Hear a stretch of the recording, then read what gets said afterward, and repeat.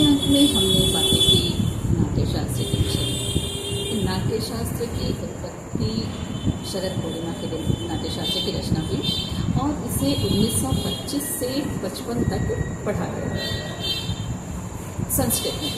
इसके बाद इसमें वाद हुआ, तो इसका मतलब है कि इसको उसके बाद भी पढ़ा जाता रहा है। फिर आपने ये क्यों कहा कि नाट्यशास्त्र को कैसे पढ़ें, ये भी जानना ज़रूरी है।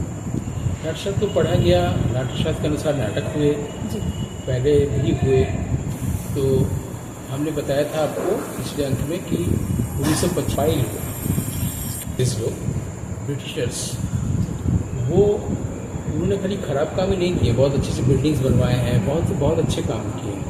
तो उन लोगों ने ईस्ट इंडिया कंपनी स्थापित करने के साथ साथ एशियाटिक सोसाइटी बनाई थी, रॉयल एशियाटिक सोसाइटी, बॉम्बे में, कलकत्ता में और ढाका ही था। कलकत्ता बंगाल रेजिडेंसी हमारे देश की राजधानी। बॉम्बे जाइए तो वहाँ रॉयल एशियाटिक सोसाइटी है, मेरे ख्याल से कोलाबा में है। दिल्ली में तो नहीं है, कोलकाता में आप चाहिए तो वहाँ पार्क स्ट्रीट में है और ढाका में, ठीक है। ये एशियाटिक सोसाइटी क्या करती है? देशी विद्वानों का निराप। एशियाटिक सोसाइटी में विद्वानों का दल क्या करता था? सोने की चिड़िया भारत क्यों है ज्ञान के स्तर पर, वो ढूंढती थी। बुद्ध है तो क्या बुद्ध से संबंधित कोई टेक्स्ट भी है, कोई ग्रंथ, वेद मिला, रामायण मिला, महाभारत मिला, इन्हीं लोग खोजने से। हम लोग को मुगल पीरियड में पता भी नहीं था सब कहाँ क्या है। भारतीय चीज़ों में खाली रह गया था डांस और गाना और कुछ मुगल पीरियड में कुछ नहीं। हाँ, वो भी ध्रुपद ख्याल हो गया था। तो जो मुगल राजाओं को पसंद था उनके अनुसार भारतीय कला संस्कृति रह गई थी, क्योंकि वहाँ पर प्रतिमा की पूजा नहीं है, इमेज की पूजा नहीं है, तो राम नहीं होगा, कृष्ण नहीं होगा, राधा नहीं होगी, कुछ भी नहीं होगा ना। वो सब कहाँ गया कुछ पता नहीं। तो नाटक भी ऐसे ही होते थे। मान लीजिए कि आज का नाटक उरुभंगम, तो वहाँ पर जो है या मध्यम व्यायोग, भीम एक आदमी दिखाना पड़ेगा, है ना। आपको दुर्योधन दिखाना पड़ेगा, आपको कुछ इमेज आ जा रहा है ना, इमेज की पूजा, तो वो सब गायब। तो ये जो ब्रिटिशर्स का दल था वो खोजते थे, अचानक को महाभारत का एक पन्ना मिल गया, नाट्यशास्त्र का कोई एक चैप्टर मिल गया, तो उसको वो लोग अपने यहाँ की एक पत्रिका में छाप देते। उनकी पत्रिका का नाम है बिब्लियोथिका इंडिका। तो उसमें इंडिका इसे कि इंडिक स्टडीज़ के लिए वो लोग ऐसा करते थे। आप तो कल्चर के स्टूडेंट रही हैं। तो अब मान लीजिए नाट्यशास्त्र का 17वां चैप्टर मिला तो उसको छाप दिया पूरी पत्रिका में और लिख दिया बिब्लियोथिका इंडिका सीरीज़ 7 और ऐसा। फिर कभी मिला 5वां तो इंडिका सीरीज़ 6 और 5वां चैप्टर, ऐसे छापते गए। और जब इकट्ठा हो गया, देखा कि इससे आगे नहीं है, तो उसमें अभिनव गुप्त की कमेंट्री मिलती गई। और अभिनव गुप्त ने जब उसमें बता दिया कि इसमें कुल मिला के 36 चैप्टर हैं, उनको लग गया कि 38-39 है ही नहीं, 36 चैप्टर को एक जगह कंपाइल कर। वो पहली बार जब ऐसा हो गया तब ये 3 जगहों से भारत में छपा। एक था बॉम्बे, वहाँ पर एक प्रेस था पहले, निर्णय सागर प्रेस, वहाँ से छपा। फिर उसके बाद गायकवाड़ ओरिएंटल सीरीज बड़ौदा से छपा और उसके बाद आपकी काशी से छपा, काशी चौखंबा संस्कृत सीरीज। ये 1925 पर कंप्लीट होकर छप गया। संस्कृत में एडिट किया गया इसको, फाइनल एक नाट्यशास्त्र। तब तक ये अंग्रेजों द्वारा भी कराया गया और सिर्फ संस्कृत ऐसा? अंग्रेजों को संस्कृत में पांडुलिपियाँ मिली ना जी, और जिसको उन्होंने पत्रिका में छापी थी। तो अलग अलग ये चैप्टर थे, सबको इकट्ठा करके 36 चैप्टर्स का नाट्यशास्त्र किताब 1925 में पहली बार छपा 3 जगहों से। लेकिन तीनों जगहों पर पाठ भेद था, कहीं कुछ लिखा है तो कहीं कुछ लिखा है। तो इसमें संस्कृत के जो स्कॉलर्स थे भारत के, अब भारतीय लोग आ गए, देश अभी आज़ाद नहीं हुआ था, तो वो लोग इस पर काम करने लगे कि एक फाइनल टेक्स्ट तैयार करें। बहुत अच्छा काम हुआ और 1925 से काम करते करते फाइनल जब हुआ तब कोई पाठ भेद नहीं, वो 1955 में जाके पूरा हुआ। 1955 में जब फाइनल हो गया तो इसका हिंदी में अनुवाद पहली बार हुआ। संस्कृत के स्कॉलर पढ़ते ही थे, संस्कृत के स्कॉलर्स के अनुसार संस्कृत के नाटक भी होते थे, उसी के नाट्यशास्त्र के अनुसार। हिंदी में आया तो हिंदी के लोगों ने पढ़ा और उसको उसकी जो पठनीयता है उसका विस्तार। अंग्रेज़ी में हुआ तो अंग्रेज़ी जानने वाले लोग पढ़ने लगे, साउथ के लोग जो संस्कृत नहीं जानते थे वो पढ़ने लगे, बंगालीज पढ़ने लगे, भारत के बाहर के लोग पढ़ने लगे। वही अभी तक मान्य है और उसी आधार पर नाटक हो गया। ठीक है, अब हमने अगर कहा कि इसको पढ़ा नहीं गया तो वो इसलिए कहा, उसका मैं कुछ फिर तथ्य रखता हूँ। अब जैसे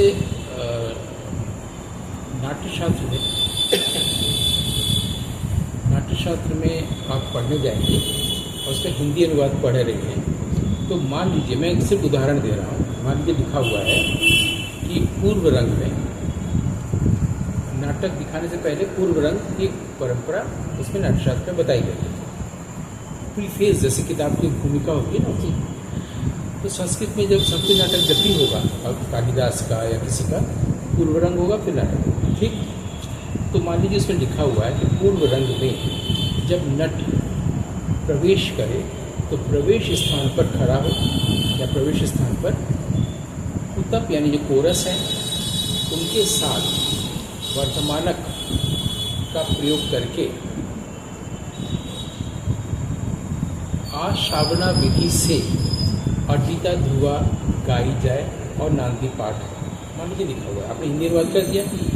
अब आपको क्या समझ में आया कि जब करे तो पाठ हो करे, यही नहीं हिंदी अनुवाद हुआ। नांदी पाठ किसे कहते हैं, आश्रावणा किसे कहते हैं, अर्जिता ध्रुवा क्या होती है, प्रवेश स्थान क्या होता है, ये तो आपको नहीं मालूम ना। आपको अगर कोई बताएगा कि 5 जगह होती है रंगमंच पर, उसमें होता है प्रवेश, आक्षेप, निष्क्राम, प्रसाद और अंतर, ये 5 जगह होती हैं। इसका तो ये तो बताया नहीं गया ना। आश्रावणा क्या होता है नहीं बताया गया, वर्धमानक क्या होता है नहीं बताया गया, विष्कंभक क्या होता है नहीं बताया गया, कुतप मान लीजिए जान लिया आपने कि कोरस को कहते हैं, जो गाने बजाने वाले। इस तरह से 6000 कारिकाएँ हैं पूरे नाट्यशास्त्र में, 36 अध्याय में, हर लाइन में ऐसे। तो अनुवाद तो ये हुआ ना कि जब होना चाहिए करे, यही नहीं, तो पढ़ा क्या गया, बिना समझे पढ़ा गया। हाँ, तो अनुवाद जो हुआ है, हाँ, और उसमें सारे टेक्निकल टर्म्स है ना भरे हुए, टेक्निकल टर्म्स का अनुवाद नहीं हुआ, टेक्निकल टर्म्स बताया नहीं गया, तो फिर किया कैसे गया। तो जब मैं इसको देखने गया, कि मैं भी बचपन से देखता था संस्कृत का नाटक हो रहा है, मेरे मन में 2 प्रश्न आते। एक तो ये कि नाट्यशास्त्र नाटक करने की विधि है ना, तरीका है, तो जो संस्कृत में नाटक लिखे गए हैं वही क्यों होते हैं, जो हिंदी अंग्रेज़ी में या फ्रेंच या जर्मनी में लिखे गए वो क्यों नहीं होती, मेरे मन में प्रश्न।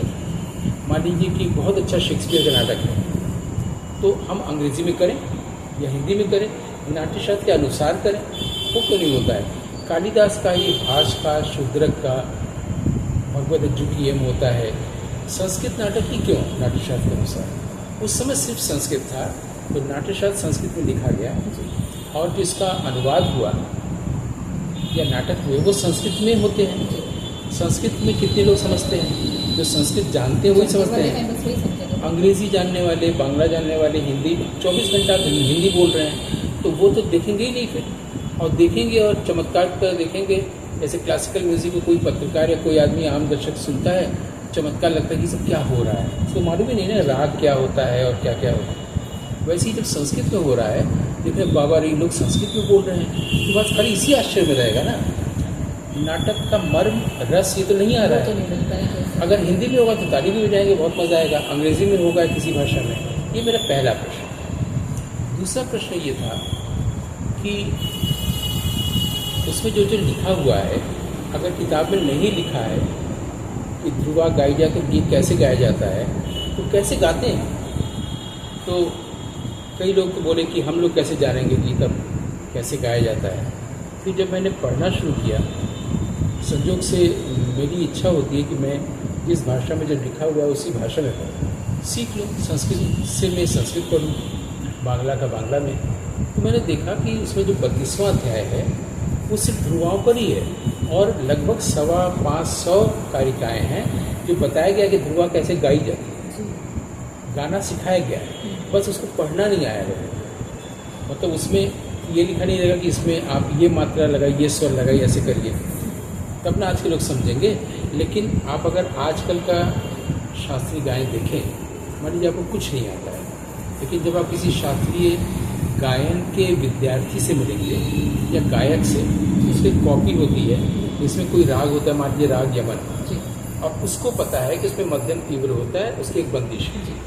अब उसके पास जो बंदिश है बनारस में, सेम बंदिश राग यमन में अगर पाकिस्तान में किसी के पास है, रूस में किसी के पास है और पोलैंड में किसी के पास है, सब की हुई है, उसके जो म्यूजिकल नोटेशन दिए हुए स्वर लिपियाँ, इस जगह पर ये स्वर लगे है ना, इसलिए कभी भी ऐसा नहीं होगा सेम बंदिश राग यमन में लिखी हुई और स्विट्जरलैंड में कोई उसी को गा रहा है केदार में, ऐसा नहीं होगा, वो यमन ही रहेगा। ठीक, यानी वहाँ पर क्या हो गया, स्वर लिपियों का अनुशासन आ गया।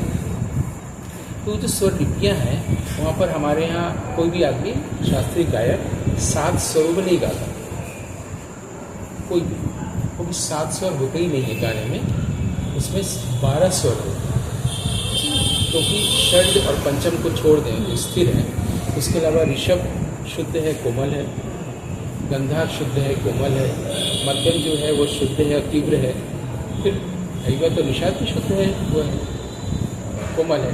12 हो गए ना, आप उनका प्रयोग किए बगैर शास्त्रीय गायन कर ही नहीं सकते। 12 स्वर में कोई गाता है, आम जनता बोलती है कि 7 स्वर होते हैं ना, कभी नहीं होता है, कोई गा ही नहीं पाएगा, आपको करना ही पड़ेगा ना। आपको यमन करना है तो आपको तीव्र मध्यम कैसे लगाएंगे, आप तो 7 ही जानते हैं, इसलिए थोड़ा गहराई में जाना चाहिए। तो आप देखिएगा 12 स्वर से भी कोई नहीं गाता, गा ही नहीं सकता, क्योंकि 3 स्केल होते हैं, मंद्र, मध्य और तार, 12 12 12 36 स्वरों को जाना होता है। अगर आपको दरबारी गाना है तो मध्य से आप मंद्र धैवत, वहाँ धैवती राजस्वर है, तो आप आ ही नहीं पाएंगे क्योंकि आपने मंदिर जाना ही नहीं। तो शास्त्रीय गायक हमेशा 36 स्वर को ले जानता है, तब गाता है। 7 से 12, 12 या 36। ठीक, अब ये कैसे उसको सिखाया जब जाता है तो वो सब नोटेशंस लिखे होते हैं। तो वहाँ पर मान लीजिए कोमल स्वर है, तो कोमल के लिए आपने कुछ, वो विद्यार्थी समझ जाएगा कि एक यहाँ कोमल है। तीव्र के लिए ऊपर एक ऐसा कर दिया बार, मान लीजिए, हमको नहीं मालूम है लेकिन देखे हैं लोगों का, विद्यार्थियों का, वो तीव्र हो गया। तो अब आज के लोगों का कहना होगा कि उसमें तो ध्रुवा में तो ये सब बताया नहीं गया है, हम गाएंगे कैसे। मान लीजिए ध्रुवा लिखी हुई कोई ये ध्रुव पद है, उस पद को गाएंगे कैसे, उसमें सब लिखा हुआ है 32वें अध्याय में भरत मुनि, उसमें बस ये है कि कोमल के लिए कोई और शब्द लिखा है, कोमल के चिन्ह के लिए कुछ शब्द लिखा है, वो बनाया होगा ऐसा लकीर नहीं है, उसके लिए शब्द है, ह्रस्व, दीर्घ, प्लुत, सब लिखा हुआ है, एक एक चीज यहाँ पर ये शब्द लगेगा, आप पूरा स्वरलिपि लिखा हुआ है, बस उसके लिए लकीर चिन्ह में न करके उस चिन्ह का नाम दे दिया गया। वैसे ही जितने ताल आज बजते हैं, हर ताल लिखा हुआ है, एक ताल को क्या कहेंगे, ठा को क्या कहेंगे, दुगुन को क्या कहेंगे, एक आवर्तन में दुगुन क्या कहेंगे, सब दिया हुआ, पढ़ाई नहीं गया। तो मेरा सवाल आया, ये प्रसंगवश में बता रहा हूँ, एक मेरी विद्यार्थी थी जो कल वो मेरे पास आती थी, वो संस्कृत में ही है, इसका अनुवाद नहीं हुआ था। बोला सर इसका कैसे करेंगे, संस्कृत हम लोग बात ही नहीं है। तो मैंने उसके लिए JRF उसको मिलता था, तो वो मैंने कर दिया, संस्कृत से हिंदी अनुवाद उसने करना शुरू किया, पढ़ना शुरू किया। तो हमारे यहाँ एक म्यूजिकोलॉजिस्ट थी बनारस में, उनका नाम है दीपिका दासगुप्ता, डेथ हो गया उनका।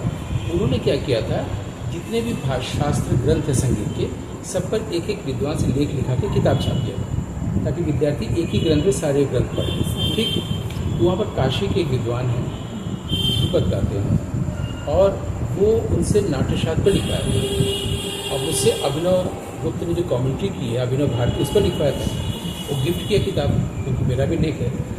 तो मैं सोचा कि अपना लेख पढ़ने में मज़ा नहीं आता, दूसरे का ज्ञानवर्धन होता है ना, तो मैंने उनका पढ़ा, देखी कि नाट्यशास्त्र के बारे में क्या लिखा है।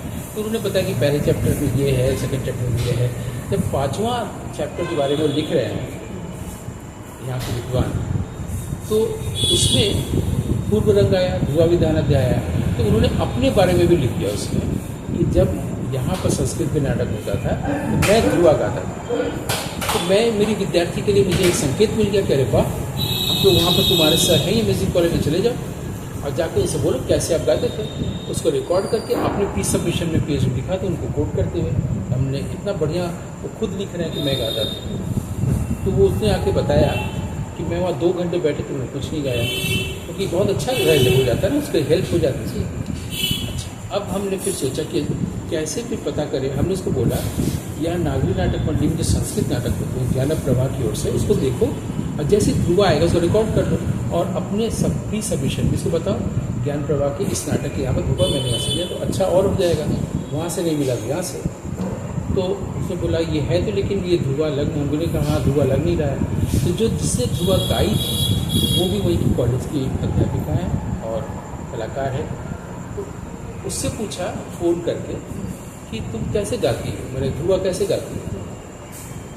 तो उसने बोला कि सर हमको, वो दादा बोलती है, बोले कि सर हमको एक श्लोक दे दिया जाता है नाटक का, बोला किसी भी राग में गा दो।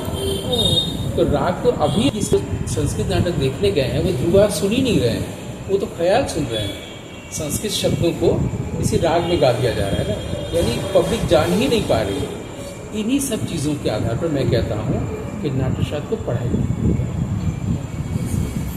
उसको पढ़ा जाना चाहिए। और अंत में सिर्फ मैं ये जोड़ दे रहा हूँ, जो मेरी किताब भी है इसमें भी मैंने लिखा है कि सिर्फ आप भारतीय किसी भी ग्रंथ को, चाहे वो संस्कृत व्याकरण का हो या संगीत का ग्रंथ हो, अगर आप सिर्फ संगीत की ओर से पढ़ने जाएंगे या सिर्फ संस्कृत व्याकरण से, तो आप नहीं पढ़ पाएंगे। इसको ऋषि मुनियों ने लिखा है। तो आपको संगीत और दर्शन, व्याकरण और दर्शन, भारतीय दर्शन को साथ में लेके चलेंगे तो आपको सब कुछ तुरंत समझ में आता है। समझ कर पढ़ना होगा, समझ के पढ़ना होगा। हाँ, वही मैं कह रहा हूँ, पढ़ा नहीं गया है। अब आगे हम लोग कभी अगर बात करेंगे तो कैसे संक्षेप में या इस जीवन में पढ़ लें, उस पर कभी हम लोग बात कर सकते हैं। आज के लिए इतना ही। आपका बहुत बहुत धन्यवाद जगदीश्वरी जी, आपके कारण ये संभव हो पा रहा है कि हम सब लोग चीज़ों को जान पा रहे हैं, चर्चा कर पा रहे हैं। आपका अभिनंदन।